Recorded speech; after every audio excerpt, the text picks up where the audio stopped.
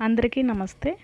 విజయదశమి శరన్నవరాత్రుల ఉత్సవాల్లో దుర్గాదేవికి ఎర్రటి పువ్వులతో ఉన్న జమ్మి ఆకులను సమర్పించటం వలన అన్ని కష్టాలు తొలగిపోతాయని నమ్ముతారు.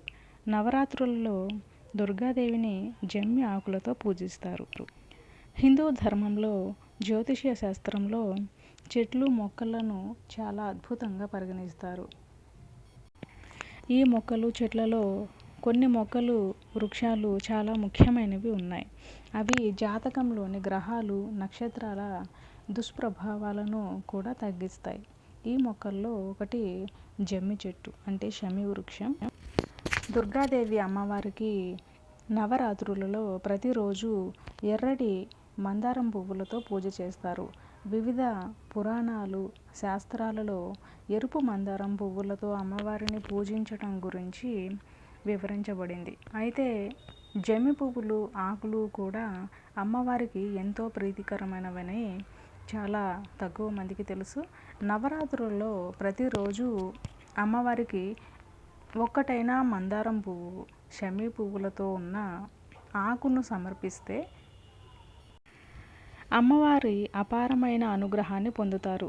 అమ్మవారిని వీటితో పూజించటం వలన ఇంట్లో సుఖశాంతులు నెలకొంటాయి, అన్ని కష్టాలు తొలగిపోతాయని విశ్వాసం. పురాణ శాస్త్రంలో జమ్మి చెట్టు యొక్క విశిష్టత ఏంటో ఇప్పుడు చూద్దాము. జమ్మి ఆకులకు సంబంధించి ఒక పురాణ కథనం కూడా ఉంది. పురాణాల ప్రకారము దసరా రోజున దశరథ మహారాజు జమ్మి చెట్టు నుండి బంగారు నాణేలను అందుకున్నాడు. అప్పటి నుంచి దసరా రోజున శమి వృక్షాన్ని పూజించే సంప్రదాయం కొనసాగుతోంది. శ్రీరాముడు దుర్గామాత పూజతో పాటు శమి వృక్షాన్ని కూడా పూజించాడని మరో కథనం.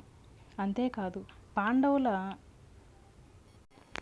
మధ్యముడు అయిన అర్జునుడు జమ్మి చెట్టు మీద నుంచి తన ధనస్సును దసరా రోజున తీసుకున్నాడు అని విశ్వాసం.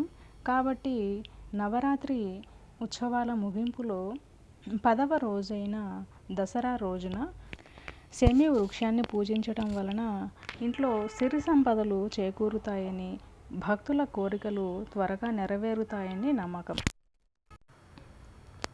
దుర్గాదేవి అమ్మవారికి క్రమం తప్పకుండా జమ్మి ఆకులను సమర్పించడం శుభప్రదం.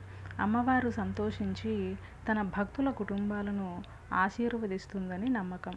దుర్గాదేవి అమ్మవారికి నిత్యం జమ్మి ఆకును నైవేద్యంగా పెట్టడం వలన దుఃఖంతో పాటు ఆర్థిక సమస్యల నుంచి ఉపశమనం లభిస్తుంది.